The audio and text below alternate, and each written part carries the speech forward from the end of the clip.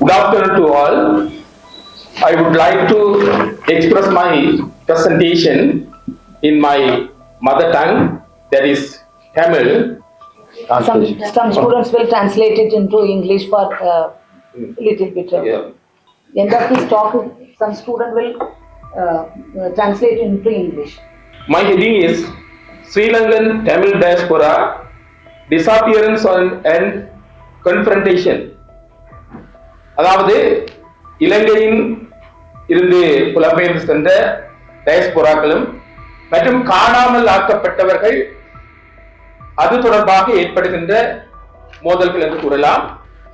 அந்த வகையில் இந்த விடயத்தை சொல்வதாக இருந்தால் நீண்ட நேரம் வேண்டும், இருந்தாலும் அதை மிக சுருக்கமாக சொல்லி முடிக்கலாம் நினைக்கின்றேன்.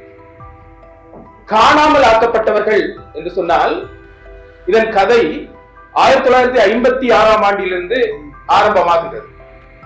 அதாவது இலங்கை 1948ஆம் ஆண்டு 2ஆம் மாதம் 4ஆம் தேதி சுதந்திரம் பெற்றது. இந்த சுதந்திரம் என்பது இலங்கையில் வாழ்கின்ற சகல மக்களுக்கு உரித்தான சுதந்திரமாக இருக்கவில்லை. அது சிங்களவர்களுக்கு உரிய சுதந்திரமாக அல்லது சிங்கள அதிகார வர்க்கத்திற்குரிய சுதந்திரமாக இருந்தது. அந்த அடிப்படையில் இலங்கை சுதந்திரம் அடைந்த பின்னர் 72% இருந்த சிங்களவர்கள் இந்த நாட்டை ஒரு சிங்கள பௌத்த நாடாக மாற்ற வேண்டும் என்ற அடிப்படையில் அவர்களுடைய திட்டங்கள் சட்டங்கள் அமைந்திருந்தன.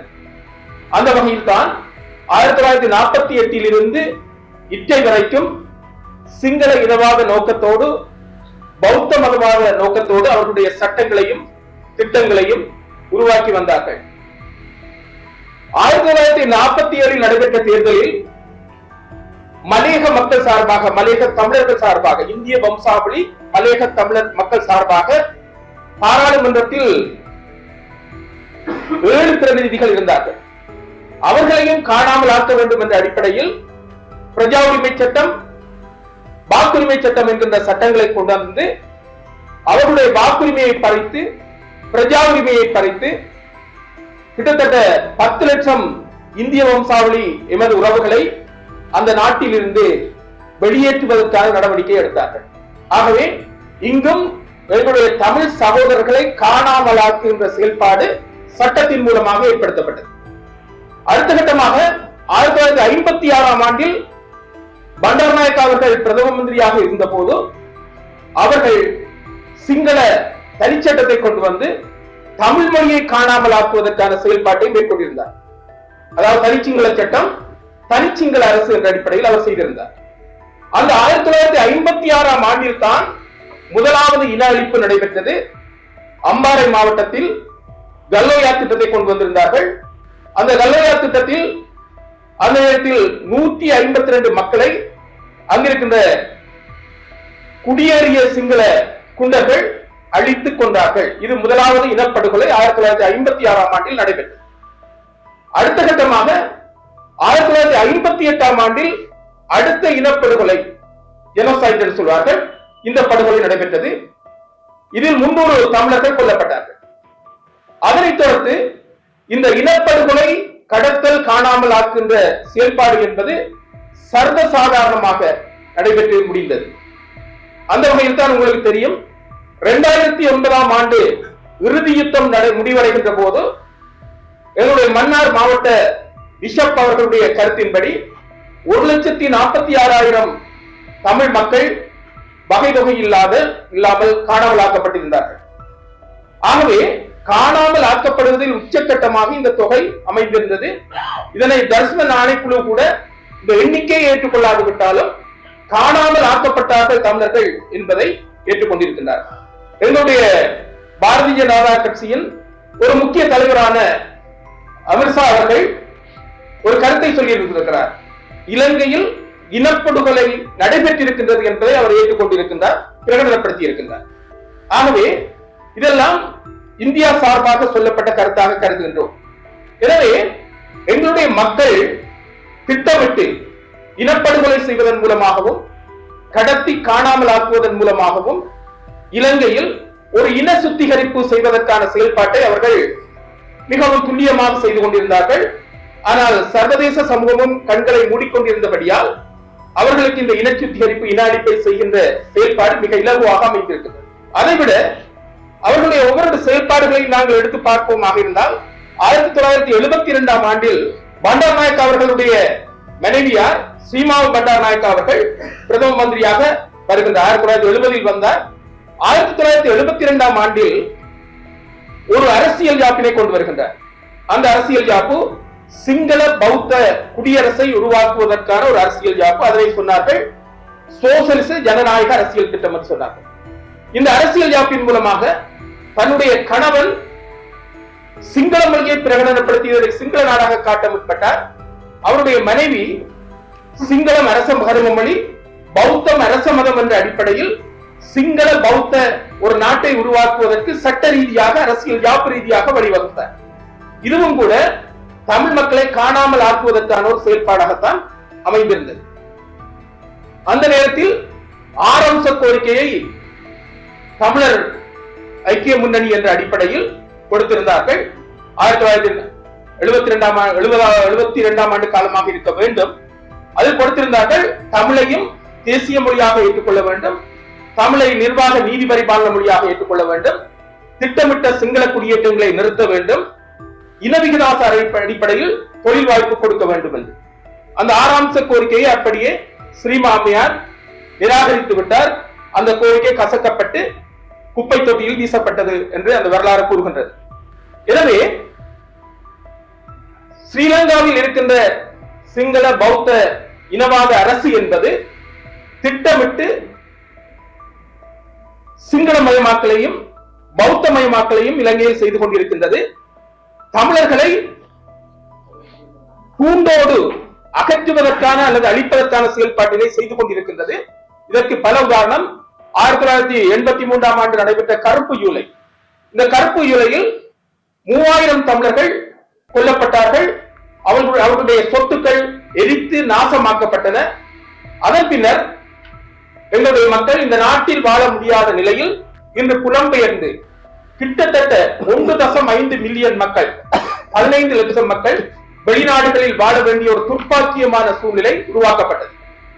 இதையும் விட ராணுவம், சிங்களமயமாக்கப்பட்ட ராணுவம், சிங்களமயமாக்கப்பட்ட போலீசார், அவர்களோடு சேர்ந்து இயங்குகின்ற ஒட்டுக்குழுக்கள் என்று சொல்லப்படுகின்றவர்கள், இவர்களது துணையோடு இங்கு யாழ்ப்பாணத்தை சேர்ந்த மாணவர்கள் இருக்கின்றார்கள். அவர்களுக்கு நிதர்சனமாக தெரியக்கூடிய ஒரு உண்மை, காணாமல் ஆக்கப்படுகின்ற செயல்பாடுகளை மிகவும் துல்லியமாக செய்து முடித்தார்கள். இந்த காணாமல் ஆக்கப்படுவது என்று சொல்லுகின்ற போது என்னுடைய இளைய சகோதரர், எனக்கு நேரே இளைய சகோதரர், நாங்கள் 7 பேர் குடும்பத்தை சேர்ந்தவர்கள். அதில் எனக்கு இளைய சகோதரர் ஸ்ரீ ரகுராமன். அவர் உண்மையில் ஒரு அப்பாவியாகத்தான் இருந்தார். எங்களுடைய நிலபுலங்களை முகாமைத்துவம் செய்து கொண்டிருந்தார். அவர் 1989 ஆண்டு 10ஆம் மாதம் 1ஆம் தேதி வீட்டில் உறங்கிக் கொண்டிருக்கின்ற போது 3 லட்சம் ரூபாய்க்காக கடத்தப்பட்டு 34 ஆண்டுகளாக அவர் காணவில்லை. எனது தாயார் ஒரு இறைபக்தி கூடியவர். அவர் வேண்டிக் கொண்டது, நான் இறப்பதற்கு முன்பு என்னுடைய மகனை காண வேண்டும் என்று. ஆனால் அண்மையில் அவரும் இறந்து விட்டார். ஆகவே இந்த காணாமல் ஆக்கப்படுதல் என்பது வகை தொகை இல்லாமல் எமது நாட்டில் ஸ்ரீலங்காவில் நடைபெற்றுக் கொண்டது. அதிலும் ஒரு விசேட அம்சம் என்னவென்றால், இந்த காணாமல் ஆக்கப்படுகின்றவர்கள் குற்றவாளிகள், தப்பித்துக் கொள்ளுகின்ற குற்றவாளிகள் தண்டிக்கப்படாத ஒரு நாடு, அல்லது குற்றவாளிகள் என்று அடையாளம் காணப்பட்டவர்கள் அப்படியே பொது மதிப்பின் கீழ் விடுதலை செய்யப்படுகின்ற நிலைமை இருக்கின்றது. யாழ்ப்பாணத்தை பொறுத்தமட்டில் மிரிசுவில் என்ற இடத்தில் சுனில் ரத்நாயக்கா என்று சொல்லப்படுகின்ற ஒரு ராணுவ வீரர் என்று சொல்ல நான் விரும்பவில்லை, ஒரு ராணுவம், அவர் என்ன செய்கிறார் என்று சொன்னால் 9 பேரை கடத்துகின்றார். அதில் ஒருவர் தப்பிவிட்டார். 8 பேருடைய கழுத்துக்களை அறுத்து அவர் கொலை செய்திருக்கின்றார். அவர் ஒரு குற்றவாளி என்பது நீதிமன்றம் மூலமாக நிரூபிக்கப்பட்டது. அப்பீல் மேல்முறையீட்டின் கூட நிரூபிக்கப்பட்டது. ஆனால் அவர் கோத்தபாய ராஜபக்ச ஜனாதிபதியாக வந்த போது பொது மன்னிப்பின் கீழ் அவர் விடுதலை செய்யப்பட்டார். ஆகவே படுகொலை செய்கின்றவர்கள் விடுதலை செய்கின்ற ஒரு கலாச்சாரம், பண்பாடு இலங்கையில் இருக்கின்றபடியால் இந்த இன சுத்திகரிப்பு, இன அழிப்பு என்பது மிகவும் லாபகமாக நடைபெற்றுக் கொண்டிருக்கின்றது. தண்டிக்கப்படாத குற்றவாளிகள் என்று பாராளுமன்றம் வரைக்கும், அமைச்சரவை வரைக்கும் செல்லக்கூடிய ஒரு நாடாக இது காணப்படுகின்றது. எனவேதான் இந்தியாவை பொறுத்தமட்டில் நான் உண்மையில் ஆரம்பத்தில் வணக்கம் செலுத்தியிருக்க வேண்டும். ஆனால் எனக்கு தரப்பட்ட நேரம் மிக குறைவாக இருந்தபடியால் இந்த வணக்கத்திற்காக அந்த நேரத்தை எடுத்துக்கொள்ளவில்லை. ஆகவே மன்னித்துக் கொள்ள வேண்டும். எங்களுக்கு இந்த ஒழுங்கை செய்து தந்தவர்கள், இந்த ஒரு சந்திப்பை ஏற்படுத்தி தந்தவர்கள் எங்களுடைய சகோதரர்களான புலம்பெயர்ந்த தமிழ் உறவுகள் டாக்டர் சிவராஜ் இளங்கோ அவர்கள், சுந்தரம் எங்களுடைய குப்புசாமி சுந்தரம் அவர்கள், இப்படிப்பட்டவர்கள் மற்றும் எங்களோடு இயங்கி செய்தவர்கள் யாருன்னா அருண் உபாத்தியாயர், விக்ரம் உபாத்தியாயர் போன்றவர்கள் எங்களுக்கு இந்த சந்திப்பை ஏற்படுத்த தந்தார்கள். நாங்கள் ஒரு 7 பேராக இந்த இடத்தில் நாங்கள் சந்திப்புக்கு வந்தோம். எனவே இந்த இடத்தில் நான் சொல்லுகின்ற ஒரு விடயம் என்னவென்றால், நேரத்தையும் பார்த்துக் கொள்ள வேண்டும். இலங்கையை பொறுத்த மட்டும் இலங்கை என்பது அழகான தீவு, அற்புதமான வளங்களை கொண்ட ஒரு நாடு. பாரதி கூட பாடலை இயற்றினார், சிங்கள தீவினிற்கோர் பாலம் அமைப்போம் என்று சொல்லியிருந்தார். அப்படியெல்லாம் இந்த பாடல்கள் அமைந்திருக்கின்றது. ஆனால் அங்கு தமிழர்கள் தான் ஒரு பூர்வீக குடிகளாக இருக்கின்றார்கள். சிங்களவர்களுக்கு முந்தைய இயக்கர் நாகர் என்று சொல்லப்படுகின்ற அந்த குடிகள் ஆய்வின் அடிப்படையில் பார்க்கின்ற போது இலங்கைக்கு சொந்தமான குடிமக்கள் தமிழர்கள். இதனை டாக்டர் விக்ரமவால் கருணாரத்ன என்று சொல்லப்படுகின்ற ஒரு அரசியல்வாதி ஒத்துக்கொண்டிருக்கின்றார். இலங்கைக்கு உண்மையான சொந்த குடிகள் தமிழ் மக்கள், மற்றவர்கள் வந்தர் குடிகள் என்று அவர் சொல்லியிருக்கின்றார். நான் நினைக்கிறேன் சந்திரிகா அவர்களும் ஒரு தடவை அந்த விடயத்தை சொல்லியிருக்கிறார். ஆகவே இப்படியான ஒரு பூர்வீகமான குடி இன சுத்திகரிப்பு காரணமாக, இன அழிப்பு காரணமாக அகற்றப்பட்டுக் கொண்டிருக்கின்றது என்பது மிகவும் வேதனைக்குரிய ஒரு விடயமாக காணப்படுகின்றது.